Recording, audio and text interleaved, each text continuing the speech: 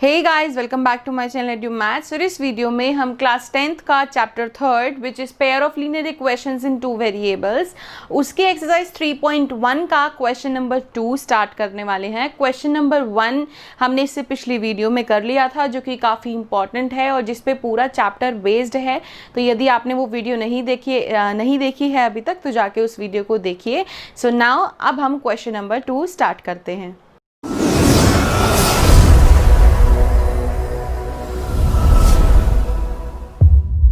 Question number 2 बिल्कुल same question number 1 की तरह ही है। हमें एक वर्ड प्रॉब्लम गिवन है। सबसे पहले हमें इसकी दो इक्वेशंस बनानी है।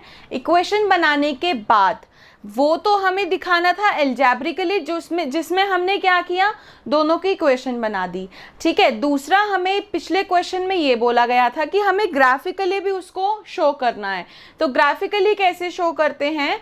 ग्राफिकली शो करने के लिए सबसे पहले जो दो इक्वेशंस आपके पास बन के आई हैं उनको हमें पॉइंट्स निकालने हैं, यानी कि कोऑर्डिनेट्स निकालने हैं। कोऑर्डिनेट्स निकालने हैं जो हम ऑलरेडी सीख चुके हैं। अगर आपको नहीं मालूम है तो आप इंट्रोडक्शन की वीडियो देखिए, उसमें आपको बहुत अच्छे से समझाया गया है कि कोऑर्डिनेट्स कैसे निकालते हैं। उसके बाद उन कोऑर्डिनेट्स को यूज़ करके हमें ग्राफ पे प्लॉटिंग भी करनी है। ठीक है। तो सबसे पहले हम वर्ड प्रॉब्लम को पढ़ते हैं। The coach of a cricket team buys 3 bats and 6 balls for ₹3900। ठीक है। अब यहां पे बोला गया है कि कोच बाइज, उसने 3 तो बैट लिए हैं, ठीक है, प्लस 6 बॉल्स ली हैं, वो दोनों उसने 3900 के लिए हैं। ठीक है। लेकिन हमें ये नहीं मालूम है कि उसने एक बैट कितने का लिया। फॉर एन एग्जाम्पल, मैं आपसे कहती हूँ कि आपने 3 पेंसिल्स ली हैं। ठीक है। 3 पेंसिल्स आपने 15 रुपीज़ की ली हैं, लेकिन मैंने आपको ये नहीं बताया कि एक पेंसिल कितने की थी। ठीक है। 3 पेंसिल्स आपने 15 रुपीज़ के लिए हैं। अब आपको कैसे पता चलेगा कि आपने कितनी पेंसिल ली हैं? तो उसके लिए आपको क्या करना पड़ेगा, वेरिएबल लगाना पड़ेगा। ठीक है। एक पेंसिल कितने की है उसके लिए फिर आप क्या करेंगे, उसको डिवाइड करके आप तो इजीली इसको माइंड में भी सॉल्व कर सकते हैं। उसी तरीके से अब यहाँ पे हमें ये मालूम है कि 3 तो बैट लिए हैं, 6 बॉल्स ली हैं और टोटल मिला के उसने कितना स्पेंड किया, 3900। लेकिन हमें ये नहीं मालूम कि एक बैट कितने का था या एक बॉल कितने की थी। तो उसके लिए हम क्या करेंगे, let the cost of 1 bat as x, ठीक है, and let the cost of 1 ball as y। यहाँ पे हमने क्या किया कि 1 बैट, एक बैट की कोस्ट को x लेट कर लिया और एक बॉल की कोस्ट को y लेट कर लिया। तो अब ये इक्वेशन क्या बनेगी, 3x, यानी कि यदि एक बैट x रुपीज़ का है तो 3 बैट 3x रुपीज़ के होंगे, प्लस 6y, यानी कि अगर एक बॉल y रुपीज़ की है तो 6 बॉल 6y की होंगी, इज इक्वल टू 3900। ये बन गई हमारी फर्स्ट इक्वेशन। क्लियर हुआ? इससे आगे क्वेश्चन पढ़ते हैं। Later she buys another bat and 3 more balls, यानी कि उसने बाद में एक और बैट खरीदा, और 3 और बॉल खरीदी 1300 रुपये की, 1300 रुपीज़ की। इसमें दो चीज़ें हो सकती हैं, या तो आप इसी में प्लस कर दीजिए कि 3 बैट थे लेकिन उसने एक बैट और ख़रीद लिया। आपको प्लस नहीं करना है। प्लस क्यों नहीं करना है, उसका रीज़न ये है क्योंकि यहाँ पे 1300 गिवन है।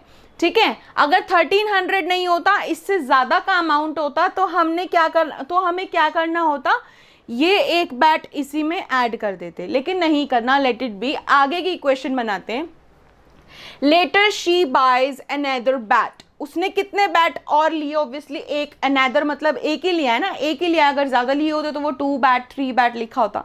एक बैट लिया है तो हमने एक बैट को x लेट किया है और 3 बॉल्स और ली हैं। यदि एक बॉल y रुपीज़ की है तो 3 बॉल जो होंगी वो 3y रुपीज़ की होंगी, और उसने कितने रुपीज़ में लिया है, 1300 रुपीज़ में। ये हो गई हमारी सेकंड इक्वेशन। अब इस इक्वेशन के बाद हमें क्या करना है, ध्यान से देखिए। इस इक्वेशन के बाद अब हमें ना ये कोशिश करनी है कि हम इक्वेशन को जितना कम नंबरों में ला सके, यानी कि जितना हम उसको ना एक कहते हैं ना कि रिड्यूस कर सके, उतना रिड्यूस करना है। ठीक है, तो पहले हम देखते हैं फर्स्ट इक्वेशन में। फर्स्ट इक्वेशन में हम इन तीनों नंबरों को देखेंगे, 3, 6 और 3900। क्या ये तीनों नंबर एक ही टेबल में आ सकते हैं? तो अगर हम डिविजिबिलिटी के अकॉर्डिंगली देखेंगे तो 3 के टेबल में आता है, 6 भी 3 के टेबल में आता है और 3900 भी 3 के टेबल में आता है। तो हम इस इक्वेशन को सिंपल बनाने के लिए एक काम करते हैं। ये दूसरी इक्वेशन जो है, पहले मैं इसको यहाँ लिख देती हूँ, x + 3y = 1300 which is the second equation. ठीक है, अब इसको सबसे पहले रिड्यूस करते हैं। कैसे? अगर हम इस पूरी इक्वेशन को 3 से डिवाइड कर दें, अब मैंने = यानी कि LHS में भी 3 से डिवाइड किया है और RHS में भी 3 से डिवाइड किया है, तो कोई फ़र्क तो आएगा नहीं। अगर एक जगह करती तो इक्वेशन गलत हो जाती। तो जब 3x को 3 से डिवाइड करेंगे, देखो 3x को 3 से डिवाइड किया, 3 से 3 कट हो गया, बचा सिर्फ x, प्लस 6y को 3 से डिवाइड किया, 3 से 6 कट गया, बच गया 2 विच इज़ 2y = 3900 को जब हम 3 से डिवाइड करेंगे सो यू विल गेट 1300। सो इसको नेम कर लेते हैं इक्वेशन नंबर 3। तो यहाँ पे ये शॉर्टेस्ट फॉर्म में आ गई है, यानी कि इस पूरी इक्वेशन में से हमने 3 को कॉमन लिया था, 3 को कॉमन ले लिया और हटा दिया, तो हमारे पास ये इक्वेशन आ गई। अब इस इक्वेशन को और उस इक्वेशन को लेके हमें आगे बढ़ना है क्वेश्चन में। पहले इस इक्वेशन का हमने क्या करना है, मैं एक काम करती हूँ, इसको इक्वेशन नंबर 1 रहने देती हूँ, इसको नंबर 1 दे देती हूँ, क्योंकि कॉमन लेने के बाद जो लास्ट इक्वेशन हमारी आगे क्वेश्चन में यूज़ होने वाली है वो है ये वाली। तो पहली और दूसरे इक्वेशन के हमें कोऑर्डिनेट्स ढूंढने हैं। तो अब क्या करते हैं, कोऑर्डिनेट्स ढूंढते हैं। सो पहली इक्वेशन ये है, x + 2y = 1300। दूसरी इक्वेशन क्या आई थी, x + 3y = 1300। अब हमें क्या करना है, इसके कोऑर्डिनेट्स ढूंढने हैं, यानी कि x और y के 3 कोऑर्डिनेट्स या आप चाहें तो 2 कोऑर्डिनेट्स ढूंढने हैं। ठीक है, तो लेट्स डू वन थिंग। हम सबसे पहले x को इधर ले लेते हैं, 2y को ले जाते हैं दूसरी साइड, ताकि इजी हो जाए हमारे लिए इसको सॉल्व करना, राइट। अब सबसे पहले हमें ये देखना है, इस जब इक्वेशंस के कोऑर्डिनेट्स निकालते हैं एक चीज़ का ध्यान रखना होता है। जैसे यहाँ पे 1300 है, काफ़ी बड़ी टर्म है। अगर हम y को 1 लेते हैं या 2 लेते हैं तो x की वैल्यू काफ़ी बड़ी आ जाएगी। तो लेट्स डू वन थिंग, हम y को पहले ले लेते हैं 100। ठीक है, जब हम y को 100 लेंगे तो y की जगह 100 लगा दो, x = 1300 - 200, x = 1100। ठीक है, x आ गया 1100। ठीक है, उसके बाद लेट्स टेक y एज 300 या 200, जो भी आपका मन करे आप ले सकते हैं। 2 3 = 6, x की वैल्यू क्या आएगी, 6 4 5 6 7 700। ठीक है, अब y की वैल्यू ले लेते हैं 400 या 200, जो भी आपको लेनी है आप ले सकते हैं, बट बड़ी टर्म लीजिए ताकि आपके लिए क्वेश्चन को सॉल्व करना इजी हो जाए। यहाँ आंसर आ गई, x की वैल्यू 500। समझ आया ना हम कोऑर्डिनेट्स कैसे निकालते हैं। हमने एक वेरिएबल इधर रख लिया, बाकी सारी टर्म हम उधर ले गए। ठीक है, अब जो टर्म हम यहाँ लेके गए हैं उसको अंदाज़ा लगा के 100 ले लो, 1 लोगे तो बहुत बड़ी टर्म आएगी, क्योंकि 2 1 = 2, 1300 में से 2 माइनस करोगे तो 1298। वो बहुत बड़ी टर्म्स तो ये भी है, लेकिन इनमें 0 ज़ीरोज़ हैं, सब में पीछे जो है वो 0 है, तो हम उसके अकॉर्डिंगली हम आंसर को प्लॉट कर पाएंगे। ठीक है, 1300 y की वैल्यू पहले 100 ली, फिर हम 200 भी ले सकते थे, 150 भी टर्म्स ले कुछ भी सकते हो, लेकिन आप अपने कन्वीनियंस के अनुसार देखिए कि आपको क्या सुटेबल लग रहा है। अगर आप बड़ी टर्म यहाँ पे लेंगे तो ईजिली आपका आंसर आ जाएगा। ठीक है, अब निकालते हैं दूसरी इक्वेशन के लिए पॉइंट्स। फिर इसके बाद नेक्स्ट स्टेप होगा हमारा ग्राफ की प्लॉटिंग का।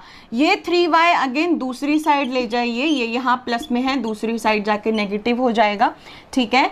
तो अब सबसे पहले देखो 1300 है, वही सिमिलर केस है, यहाँ 1300 था वहाँ 1300 है, बस फर्क ये यहाँ 2y था वहाँ 3y है, ठीक है।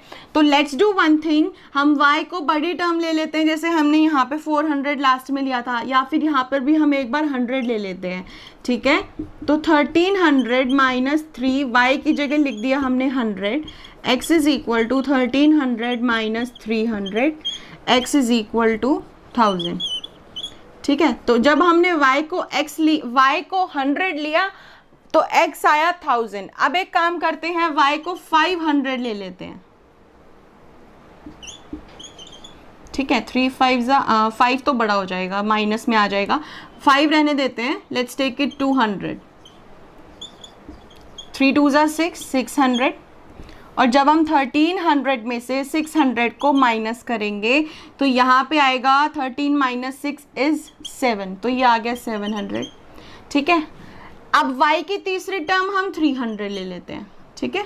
y की जगह हम 300 ले लेते हैं, 3 3 9 900, x आ जाएगा 400, ठीक है। ये मैंने अलग अलग इसलिए नहीं सॉल्व करा क्योंकि बोर्ड पे स्पेस इतना नहीं होता है, मैंने एक ही फॉर्मेशन में सारी वैल्यूज़ लगा लगा के आपको समझा दिया है कि आपको एक वैल्यू लेट करनी है, अपनी तरफ से कुछ भी लीनियर इक्वेशन की तरह सॉल्व करोगे तो दूसरी वैल्यू अपने आप आ जाएगी। अब हमारा मेन काम है प्लॉटिंग का, हमारे पास दोनों कोऑर्डिनेट्स आ गए हैं। अब नेक्स्ट स्टेप में हमें क्या करना है, इसकी प्लॉटिंग, लेकिन ध्यान रखना है कि ग्राफ को बनाना कैसे है। सो नाउ गाइज, अब हमारे को ग्राफ प्लॉट करना है। तो देखो सबसे पहले हमने क्या किया, सबसे पहले हमने देखा कि पॉइंट्स में ना नेगेटिव में कुछ भी नहीं है, सब कुछ पॉजिटिव में है। तो क्या करते हैं कि ग्राफ में नेगेटिव पोर्शन को कम कर देते हैं, पॉजिटिव पोर्शन ज़्यादा कर देते हैं। तो हम जब ये होता है वाई एक्सिस, दिस वन जो हॉरिजॉन्टल होता है वो एक्स एक्सिस कहलाता है, जो वर्टिकल होता है वो वाई एक्सिस। ये बेसिक्स आपको मैं पहले बता चुकी हूँ। X negative, y negative, centre is origin और ज़ीरो, और यू कैन से कि ये सेंटर है, यहाँ पे इंटरसेक्ट करती हैं तो उसमें हम ज़ीरो लिखते हैं, ठीक है। अब उसके बाद हमें पॉइंट्स देखने हैं, हम क्या लेंगे, ध्यान से देखो 100 एंड 1100 100 700 300 500 400, यहाँ पे भी सब कुछ 100 में ही है। तो एक काम करते हैं, यहाँ पे हम 100 का स्केल रख लेते हैं, 100, फिर 200, फिर 300, देन 400, 500, 600, 700, 800, 900, 1000, 1100 एंड देन 1200, राइट, ठीक है। और नेगेटिव में हम एक पॉइंट लिख देते हैं -100, और y पे भी एक पॉइंट लिख देते हैं -100, बट एक्चुअली हमें माइनस वाले टर्म की ज़रूरत नहीं है, तो इसलिए मैंने उस पोर्शन को काफ़ी छोटा बनाया है, ठीक है। आफ्टर दैट हमें देखना है y एक्सिस पे भी सेम ही हम इसका स्केल ले लेते हैं, क्योंकि y एक्सिस में भी हर चीज़ 100 के अकॉर्डिंगली ही है। तो 100, 200, 300, 400, 500, 600, 700, 800, 900 and so on. I don't think 900 नहीं, कोई भी नहीं है, ठीक है। तो अब क्या करते हैं, फर्स्ट इक्वेशन की प्लॉटिंग स्टार्ट करते हैं। पहला पॉइंट है, पहला कोऑर्डिनेट है एक्स एक्सिस पे 1100, वाई एक्सिस पे 100। एक्स एक्सिस पे है 1100, वाई एक्सिस पे है 100, ठीक है। आप अपने अकॉर्डिंगली, यहाँ पे स्केल नहीं है, that is the only reason कि मैं ये मार्क लगा रही हूँ। आपके पास तो ग्राफ में ब्लॉक्स बने होते हैं तो आपको मुश्किल नहीं होगा, ये यहाँ तक आएगा। तो this one is the point, ठीक है। एक्स एक्सिस पे 1100, वाई एक्सिस पे 100, ठीक है। सेकेंड पॉइंट है 700, 300। तो हमें क्या करना है, एक्स एक्सिस पे 700, यहाँ पे आप हाईलाइट कर लीजिए पहले अपनी कन्वीनियंस के लिए, वाई एक्सिस पे 300। उसके बाद इसको भी एक्सटेंड आपको ज़रूरत नहीं है करने की, just because you have the blocks in your graph. और ये यहाँ पे कर दीजिए इसको इस तरीके से join. So this is the second point, right. Third one is 500 and then 400। सो 500 ऑन एक्स एक्सिस, ये वाला point, and 400 on Y axis, this one. So extended out till 500, यहाँ तक हमने इसको एक्सटेंड कर लिया है। फिर उसके बाद हम नीचे आ जाएंगे, तो this will be the point, ठीक है। यहाँ पे थोड़ा स्केलिंग में प्रॉब्लम है because I can not obviously use the scale on board. यहाँ पे मे बी लाइन थोड़ा डिफरेंट आ जाए, लेकिन ये जब तीनों पॉइंट्स आप मार्क कर लेंगे उसके बाद your second work will be to join them, ठीक है। यानी कि आपको क्या करना है, इन्हें ज्वाइन करना है, और डेफिनेटली आपकी जो लाइन है वो बिल्कुल स्ट्रेट बनेगी, लाइक दिस, सी, ठीक है। ये लाइन आपकी बिल्कुल स्ट्रेट बनेगी और आप इसको जितना एक्सटेंड करना चाहते हो आप उतना एक्सटेंड कर सकते हो, ठीक है। Let me do one thing, इसको मैं एक्सटेंड करके यहाँ पे देन 1200 देन 1300 कर देती हूँ, और यहाँ तक मैं इसको कट कर देती हूँ। It will cut somehow here, ठीक है। सो अब एक काम करते हैं, नेक्स्ट जो ग्राफ है उसको, नेक्स्ट जो इक्वेशन का पॉइंट्स है उसको प्लॉट करने से पहले मैं ये डॉटेड लाइन इरेज कर लेती हूँ ताकि आप लोगों को कंफ्यूजन ना हो, ठीक है। सो इस तरीके से हमने पहली इक्वेशन का ग्राफ प्लॉट किया। अब हम देखते हैं दूसरी इक्वेशन, ठीक है। यहाँ पे आप चाहो तो इक्वेशन का ना पॉइंट का नाम लिख सकते हो, जैसे ये था 1100 और 100, तो 1100 100, देन 700 और 300, ये आ गया 700 300, फिर आ गया 500 और 400, यहाँ पे 500 और 400, ठीक है। सेकेंड इक्वेशन के लिए अब फर्स्ट पॉइंट है एक्स एक्सिस पे 1000, वाई एक्सिस पे 100। यहाँ से भी मैं ज्वाइन नहीं करती, आप कंफ्यूज हो जाएंगे, ठीक है। एक्स एक्सिस पे 1000 है, वाई एक्सिस पे 100 है, तो इसको एक्सटेंड कर लीजिए। अब सेकेंड इक्वेशन के लिए करते हैं हम ये काम। The point will be here, ठीक है। हैंड टू हैंड इसको मैं इरेज कर देती हूँ, ठीक है। नेक्स्ट पॉइंट है एक्स एक्सिस पे 700, वाई एक्सिस पे 200। वाई एक्सिस पे 200 है, एक्स पे 700 है, सो ये एक्सटेंड कर देती हूँ मैं यहाँ पे। So this will be the point, right. फिर है एक्स एक्सिस पे 400, वाई एक्सिस पे 300, ये पॉइंट, ठीक है। अब ये तीनों पॉइंट्स आ गए। अगेन आपको क्या करना है, एक लाइन ड्रॉ करनी है। मेरी लाइन जो है वो स्ट्रेट नहीं जा रही, जस्ट बिकॉज यहाँ स्केल नहीं है। आपकी लाइन परफेक्टली स्ट्रेट जाएगी, ठीक है। सो आपको, और आपकी लाइन अगर स्ट्रेट नहीं जा रही दैट मीन्स आपने कहीं ना कहीं पॉइंट्स में गलती की है। अगर थोड़ा बहुत इधर उधर फर्क आता है तो वो नेग्लिजिबल हो जाता है, लेकिन अगर ज़्यादा डिफरेंस आ रहा है, स्ट्रेट नहीं बन रही है बिल्कुल भी लाइन, तो वो आपने कहीं ना कहीं पॉइंट्स में गलती की है। यहाँ पे तो मेजरमेंट की वजह से, और ये थोड़ा स्ट्रेट लाइन आती भी नहीं है इस जगह पे,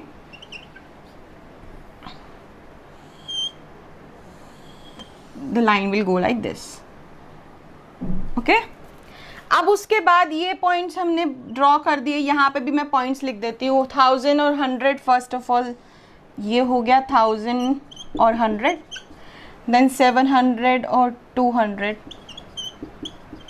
यहाँ पे, देन 400 और 300। अभी मैं ये इरेज कर देती हूँ जो कि मैंने अपनी कन्वीनियंस के लिए बनाया था।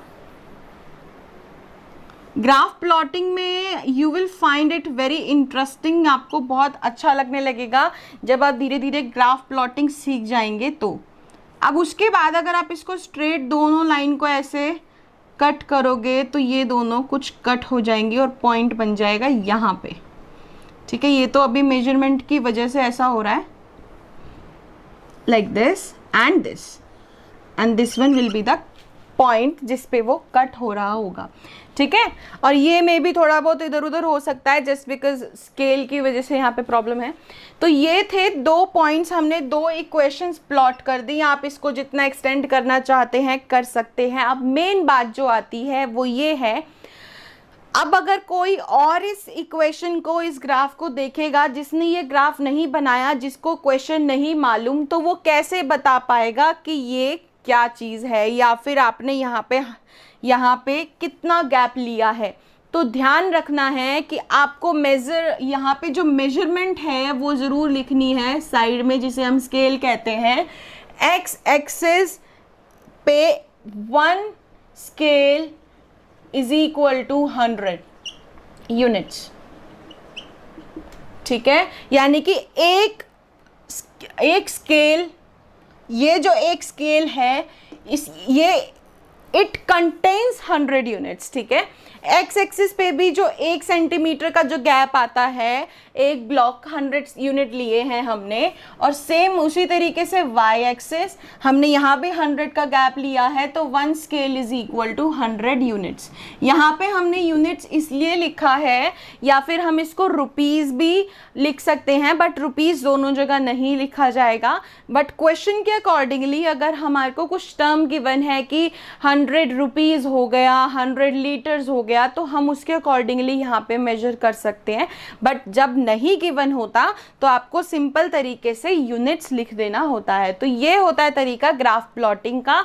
सबसे पहले उस पूरे क्वेश्चन को समझ के इक्वेशन बनाई, वो तो हो गया, हमने अलजेब्रिकली परफॉर्म कर दिया उसको। उसके बाद उसके पॉइंट्स निकाले, ग्राफिकली शो करने के लिए हमने उसके कोऑर्डिनेट्स निकाले, पॉइंट्स निकाले, उन पॉइंट्स को यूज़ करके हमने उनको ग्राफ में प्लॉट किया। देन ग्राफ की कुछ चीज़ें याद रखने की हैं कि एक्सिस पे जो ये Y axis, Y negative, X negative और एक्स, और पॉइंट्स जो हैं, आप ऐसा नहीं है कि शुरू में आपने 100 का गैप ले लिया और बाद में आपको कुछ और टर्म की ज़रूरत है तो आपने वो 5 नंबर का गैप कर दिया, ऐसा नहीं है। जो गैप आप स्टार्टिंग से लेते आ रहे हैं आपको वही गैप आगे कंटिन्यू करना है। उसके बाद जब ग्राफ प्लॉट करें ध्यान रखें पॉइंट्स, अगर लाइन टेढ़ी आ रही है दैट मीन्स कि आपने पॉइंट्स में गलती की है, उसको रेक्टिफाई कीजिए। अगर ये भी ठीक आता है तो लास्ट पॉइंट जो याद रखने का है वो है मार्किंग ऑफ स्केल, कि आपने 1 स्केल कितनी यूनिट का लिया है। So that's it for today's video guys, and I know कि वीडियो में एक ही क्वेश्चन है, बट नेक्स्ट वीडियो में हम इस एक्सरसाइज का लास्ट क्वेश्चन कंप्लीट करेंगे। But the problem is that कि ये क्वेश्चंस काफ़ी लेंदी होते हैं, समझाने में काफ़ी वक्त लगता है, इसी वजह से ये वीडियो लेंदी हो जाती है और उसके साथ साथ उसमें सिर्फ एक ही क्वेश्चन हो पाता है। सो इस एक्सरसाइज के बाद ज़्यादा लेंदी क्वेश्चंस नहीं हैं, सो आई विल कंप्लीट 2 to 3 और maximum the 4-5 questions in one video. So stay tuned for that and do like, subscribe and share my channel. Thank you.